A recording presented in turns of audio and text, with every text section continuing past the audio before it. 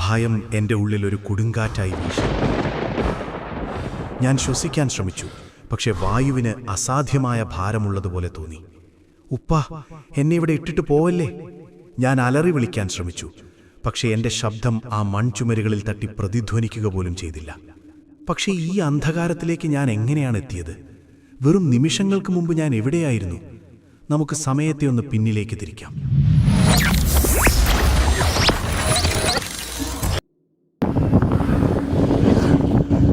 ആകാശം മനോഹരമായി തെളിഞ്ഞു നിന്ന ഒരു പ്രഭാതമായിരുന്നു അത്.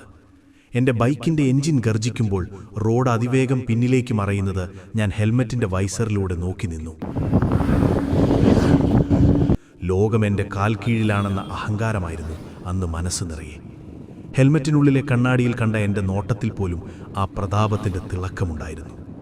ഫോൺ സ്പീക്കറിലിട്ട് ഞാൻ എൻ്റെ കൂട്ടുകാരനോട് ഉറക്കെ വിളിച്ചു പറഞ്ഞു, എടാ, ഞാൻ പറഞ്ഞില്ലേ, നമ്മുടെ റേഞ്ചിന് വേറെ ആയിരിക്കും.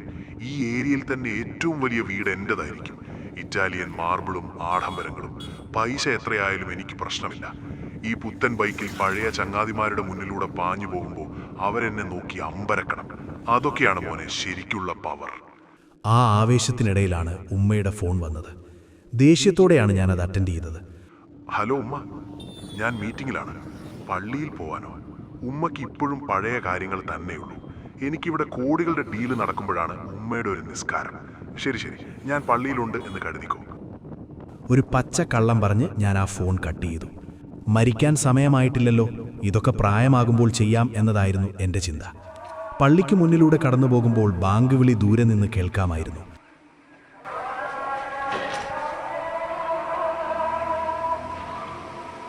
പക്ഷേ ആ ശബ്ദം കേൾക്കാതിരിക്കാൻ ഞാൻ ഹെൽമറ്റിനുള്ളിലെ സംഗീതത്തിൻ്റെ വോളിയം കൂട്ടി. വഴിയരികിൽ കൈനീട്ടിയ ഒരു പാവപ്പെട്ടവനെ പുച്ഛത്തോടെ നോക്കി പുകതുപ്പി ഞാൻ പാഞ്ഞുപോയി. എൻ്റെ ഓരോ മിനിറ്റിനും ലക്ഷങ്ങളുടെ വിലയുണ്ടെന്ന് ഞാൻ സ്വയം വിശ്വസിച്ചിരുന്നു. പെട്ടെന്നാണ് ഫോണിൽ ഒരു നോട്ടിഫിക്കേഷൻ വന്നത്. ബിസിനസ് ലാഭത്തിൻ്റെ ആ സ്ക്രീൻഷോട്ട് നോക്കി ഞാനൊന്ന് ചിരിച്ചു. ആ ചിരി മായുന്നതിന് മുമ്പ് വശത്തു നിന്നൊരു കറുത്ത SUV എൻ്റെ നേർക്ക് പാഞ്ഞു വരുന്നത് ഞാൻ കണ്ടു. സമയം നിശ്ചലമായതുപോലെ തോന്നി. ബ്രേക്ക് പിടിക്കാൻ എൻ്റെ കൈകൾ വിറച്ചു.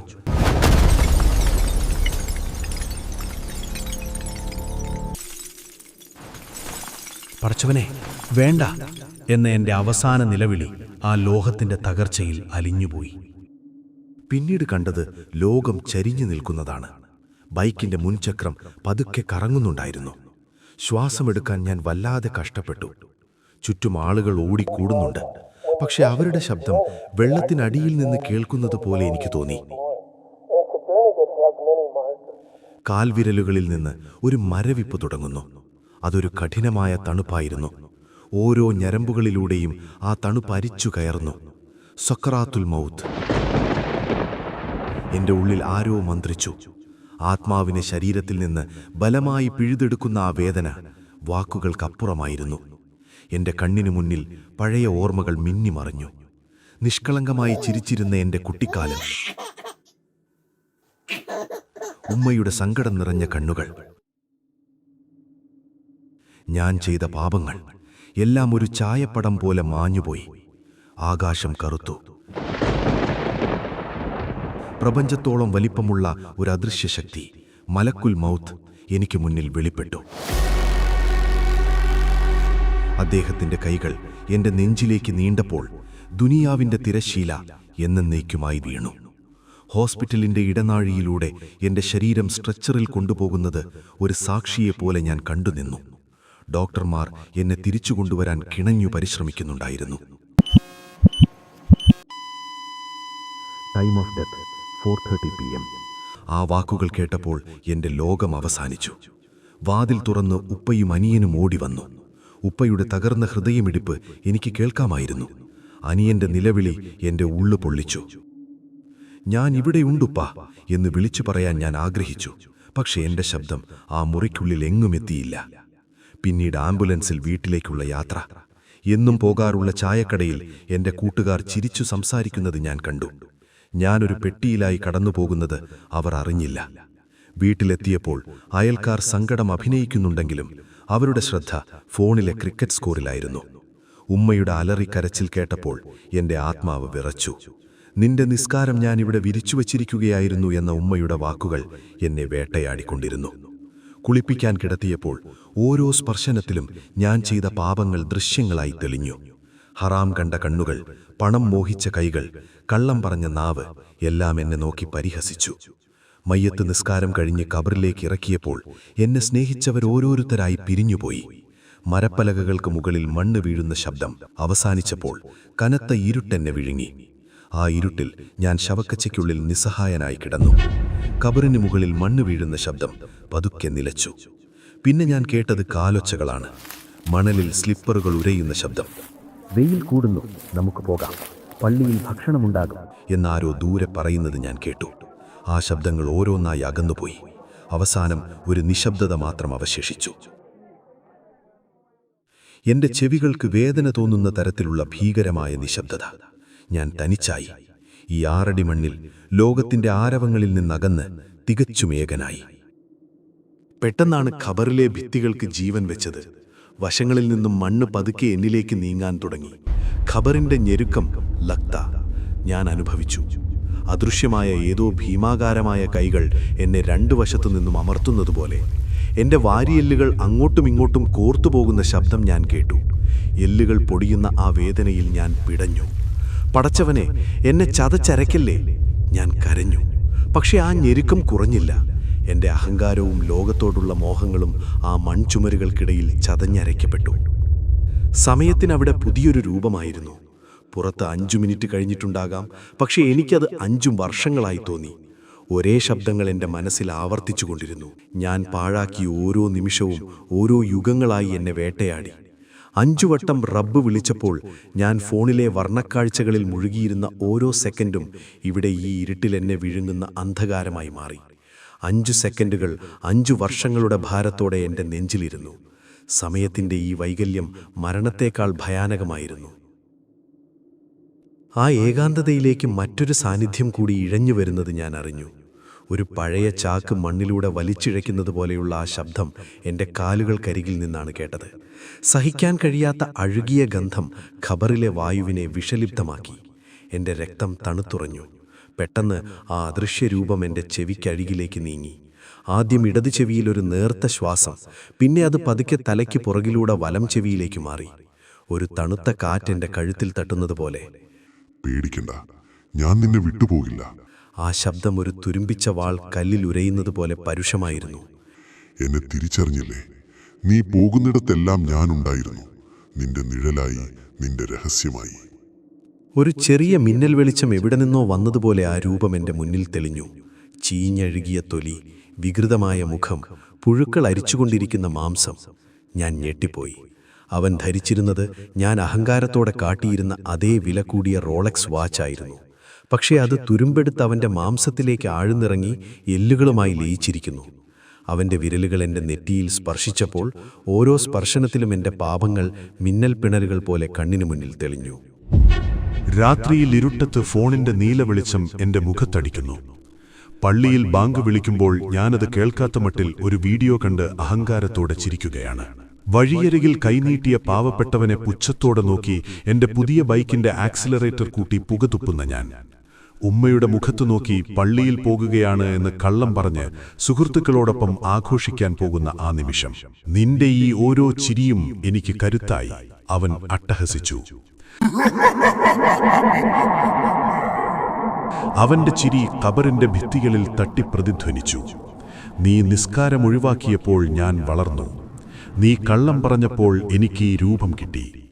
നിന്റെ അഹങ്കാരമാണ് ഇന്ന് നിന്നെ ശ്വാസം മുട്ടിക്കുന്നത്. ഇനി ഞാൻ മാത്രമാണ് നിനക്ക് കൂട്ട്, അന്ത്യനാൾ വരെ. അവൻ എന്നെ കെട്ടിപ്പിടിച്ചു. അവന്റെ ചീഞ്ഞഴുകിയ ശരീരം എൻ്റെ ശരീരത്തിലേക്ക് ലയിക്കുന്നത് പോലെ. ഭീമാകാരമായ ഒരു ഭാരം എൻ്റെ നെഞ്ചിലമർന്നു. പെട്ടെന്ന് ഖബറിനുള്ളിൽ ഒരു ഭൂകമ്പം പോലെ വിറയൽ അനുഭവപ്പെട്ടു. ഖബറിന്റെ മുകൾ ഭാഗം വിണ്ടുമാറുന്നത് പോലെ. ആ ഇരുട്ടിനെ കീറിമുറിച്ചുകൊണ്ട് 2 ഭീമാകാരമായ നിഴലുകൾ എനിക്ക് മുന്നിൽ പ്രത്യക്ഷപ്പെട്ടു. മുൻകർ എന്നും നക്കീർ എന്നും വിളിക്കപ്പെടുന്ന ആ മലക്കുകൾ. അവരുടെ കണ്ണുകൾ നീല ഇടിമിന്നലുകൾ പോലെ തിളങ്ങുന്നുണ്ടായിരുന്നു.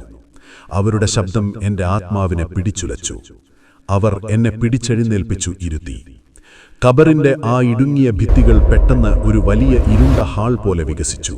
ആദ്യത്തെ ചോദ്യം ഖബറിനുള്ളിൽ ഇടിമുഴക്കം പോലെ മുഴങ്ങി. മൻ റബ്ബുക്, ആരാണ് നിന്റെ റബ്ബ്? എനിക്ക് ഉത്തരമറിയാമായിരുന്നു. 1000 വട്ടം ഞാൻ കേട്ട ഉത്തരമാണ്. പക്ഷേ എന്റെ നാവ് അനങ്ങുന്നില്ല. എന്റെ ഹൃദയത്തിൽ പണ്ടത്തെ ആ അഹങ്കാരത്തിന്റെ ദൃശ്യങ്ങൾ തെളിഞ്ഞുവന്നു. ബിസിനസ് മീറ്റിംഗുകളിലെ എന്റെ ഗർവ്, ബാങ്ക് അക്കൗണ്ടിലെ അക്കങ്ങൾ നോക്കി ഞാൻ ചിരിച്ച ചിരി, പണമാണ് എന്റെ കരുത്തെന്ന എന്റെ വിശ്വാസം. ആ പണമായിരുന്നില്ലേ എന്റെ റബ്ബ്? ആ അഹങ്കാരമായിരുന്നില്ലേ ഞാൻ ആരാധിച്ച ദൈവം? ഉമ്മ പള്ളിയിലേക്ക് പോകാൻ പറഞ്ഞപ്പോൾ ഞാൻ ആക്രോശിച്ചത് എന്റെ ചെവിയിൽ മുഴങ്ങി. എനിക്ക് പണമാണ് വലുത് ഉമ്മ എന്ന് ഞാൻ പ്രവൃത്തി കൊണ്ട് വിളിച്ചു പറഞ്ഞ ഓരോ നിമിഷവും അപ്പോൾ എനിക്ക് മുന്നിൽ തെളിഞ്ഞു. ഞാൻ പതറിപ്പോയി. ഉത്തരം പറയാനാവാതെ ഞാൻ വിയർത്തു. നാവ് കുഴഞ്ഞു. എനിക്ക് ചുറ്റും ഭീകരമായ നിശബ്ദത മാത്രം അവശേഷിച്ചു. രണ്ടാമത്തെ ചോദ്യം എന്നെ ഞെട്ടിച്ചുകൊണ്ടുവന്നു. മാ ദീനുക്, ഏതാണ് നിന്റെ മതം? വീണ്ടും എന്റെ ജീവിതം എന്റെ കണ്ണിനു മുന്നിൽ മിന്നിമറിഞ്ഞു. എന്റെ മതം ഇസ്ലാമായിരുന്നു എന്ന് പറയാൻ ഞാൻ ആഞ്ഞു ശ്രമിച്ചു. പക്ഷേ എന്റെ നാവ് അനങ്ങുന്നില്ല. എന്റെ ഹൃദയത്തിൽ ആ സ്മാർട്ട് ഫോണിലെ നീല വെളിച്ചവും അതിലെ വിനോദങ്ങളും മാത്രമായിരുന്നു ഉണ്ടായിരുന്നത്. എന്റെ മതം എന്റെ സുഖസൗകര്യങ്ങളായിരുന്നു എന്ന് ഖബറിന്റെ ചുമരുകൾ എന്നെ വിളിച്ചു പറഞ്ഞു. ആ കഠിനമായ സത്യത്തിനു മുന്നിൽ ഞാൻ നിശബ്ദനായി. ഞാൻ കള്ളം പറഞ്ഞിരുന്ന ഓരോ നിമിഷവും അവിടെ വിചാരണ ചെയ്യപ്പെട്ടു. മൂന്നാമത്തെ ചോദ്യം ഒരു വിധി തീർപ്പ് പോലെ എന്റെ കാതുകളിൽ അലച്ചു. മൻ നബിയുക്, ആരാണ് നിന്റെ പ്രവാചകൻ? സോഷ്യൽ മീഡിയയിൽ പ്രവാചക വചനങ്ങൾ ലൈക്കിനും ഷെയറിനും വേണ്ടി മാത്രം പോസ്റ്റ് ചെയ്ത എന്റെ കാപട്യം അപ്പോൾ പുറത്തുവന്നു. പ്രവാചകന്റെ ചര്യകളെ പുച്ഛത്തോടെ കണ്ടിരുന്ന, ആ ജീവിത രീതിയെ പരിഹസിച്ചിരുന്ന എന്റെ അഹങ്കാരം. പ്രവാചകനെ തിരിച്ചറിയാൻ എന്റെ ഹൃദയത്തിനാവുന്നില്ല. അറിവുണ്ടായിട്ടും അത് ജീവിതത്തിൽ പകർത്താത്ത എന്റെ നിസ്സഹായ അവസ്ഥ. മലക്കുകൾ അവരുടെ കയ്യിലുള്ള ഇരുമ്പ് ദണ്ടുകൾ ഉയർത്തിയപ്പോൾ ഞാൻ വിറച്ചുപോയി. മറുപടിയില്ലാത്ത ഓരോ നിമിഷവും എന്റെ ഖബർ കൂടുതൽ ഇടുങ്ങിയതായി മാറി. ആ മലക്കുകളുടെ നോട്ടം എന്നെ കരിച്ചു കളയുന്നത് പോലെ തോന്നി. ഒരൊറ്റ ചാൻസ്, ഒരൊറ്റ സുജൂദ്. പടച്ചവനെ, എന്നെ ഒന്ന് തിരിച്ചുവിടണേ. ഞാൻ എല്ലാം മാറ്റാം. ഞാൻ കള്ളം പറയില്ല. ഞാൻ നിസ്കരിക്കാം, പ്ലീസ്. പക്ഷേ മലക്കുകൾക്ക് മുന്നിൽ നുണകൾക്ക് സ്ഥാനമില്ലായിരുന്നു. എന്റെ ജീവിതം തന്നെയായിരുന്നു അവിടെ ഉത്തരമായി മാറേണ്ടിയിരുന്നത്. പെട്ടെന്ന് ആ അന്ധകാരത്തെ കീറിമുറിച്ചുകൊണ്ട് ഒരു വെള്ളി വെളിച്ചം മുകളിൽ നിന്ന് പതിച്ചു. ഞാൻ ഖബറിൽ നിന്ന് പുറത്തേക്ക് വലിച്ചെടുക്കപ്പെട്ടു. മണ്ണിലൂടെയും മരപ്പലകകളിലൂടെയും കുതിച്ച് ഒരാഘാതത്തോടെ ഞാൻ എൻ്റെ ശരീരത്തിലേക്ക് തിരിച്ചെത്തി.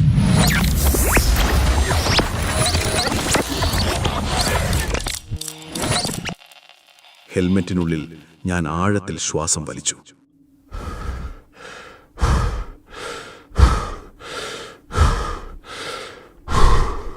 ഞാൻ ബൈക്കിലായിരുന്നു. SUV തൊട്ടടുത്തെത്തിയിരുന്നു. അസ്തഗ്ഫിറുല്ലാഹ് എന്ന് നിലവിളിച്ചുകൊണ്ട് ഞാൻ ബൈക്ക് വെട്ടിച്ചു. ആ മരണം എന്നെ തൊടാതെ കടന്നുപോയി. റോഡരികിൽ ബൈക്ക് നിർത്തി ഞാൻ പൊട്ടിക്കരഞ്ഞു. എൻ്റെ ഫോൺ ഞാൻ കാട്ടിലേക്ക് വലിച്ചെറിഞ്ഞു. അടുത്തുള്ള പള്ളിയിൽ കയറി വുളു ചെയ്യുമ്പോൾ ആ തണുത്ത വെള്ളം എന്നെ ഉണർത്തി. ഞാൻ സുജൂദിലേക്ക് വീണു. ആ പള്ളിയിലെ നിശബ്ദതയിൽ എൻ്റെ തേങ്ങൽ മാത്രം മുഴങ്ങി. പക്ഷേ സുജൂദിൽ നിൽക്കുമ്പോൾ എൻ്റെ ചെവിയിൽ വീണ്ടും ആ ശബ്ദം മന്ത്രിച്ചു. ഈ സുജൂദ് ആത്മാർത്ഥമാണോ, അതോ വെറും ഭയമോ? നാളെ നീ ജീവനോടെ ഉണ്ടാകുമെന്ന് നിനക്കുറപ്പാണോ? ദൂരെ മരപ്പലകയിൽ മണ്ണു വീഴുന്ന ശബ്ദം വീണ്ടും കേട്ടു തുടങ്ങിയപ്പോൾ ലോകം ഇരുട്ടിലേക്ക് മറഞ്ഞു. തയ്യാറെടുക്കുക, ഖബർ നിങ്ങളെ കാത്തിരിക്കുകയാണ്. ഈ വീഡിയോ നിങ്ങളിലൊരു മാറ്റമുണ്ടാക്കിയെങ്കിൽ ഇത് മറ്റുള്ളവരിലേക്കും എത്തിക്കുക. ഒരുപക്ഷെ നിങ്ങളുടെ ഒരു ഷെയർ ഒരാളുടെ ജീവിതത്തെ തന്നെ മാറ്റിമറിച്ചേക്കാം. ഇതുപോലുള്ള ഹൃദയസ്പർശിയായ ഓർമ്മപ്പെടുത്തലുകൾക്കായി ഈ ചാനൽ സബ്സ്ക്രൈബ് ചെയ്യുക. നിങ്ങളുടെ പ്രാർത്ഥനകളിൽ ഞങ്ങളെയും ഉൾപ്പെടുത്തുക.